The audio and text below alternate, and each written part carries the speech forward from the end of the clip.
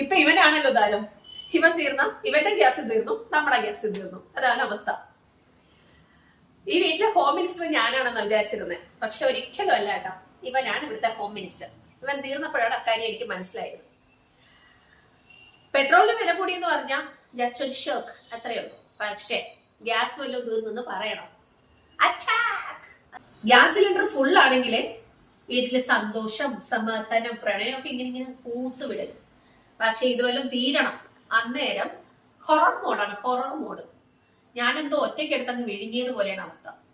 ഭാര്യ ഇല്ലെങ്കിൽ ജീവിക്കാം, ഗ്യാസ് ഇല്ലാതെ ജീവിക്കാൻ പറ്റില്ല എന്നുള്ള അവസ്ഥയാണ് ഈ വീട്ടിൽ ഇപ്പോഴത്തെ സിറ്റുവേഷൻ. ഗ്യാസ് തീർന്നാൽ പിന്നെ കുക്കിംഗ് ഇല്ല, ഓൺലി ചർച്ചയ്ക്ക് ഡിസ്കഷൻ ഡിസ്കഷൻ ഡിസ്കഷൻ. ഇത്രമാത്രം ഡിസ്കസ് ചെയ്യാൻ ഇവൻ ആരാ ഈ മഹാൻ LPG മഹാൻ?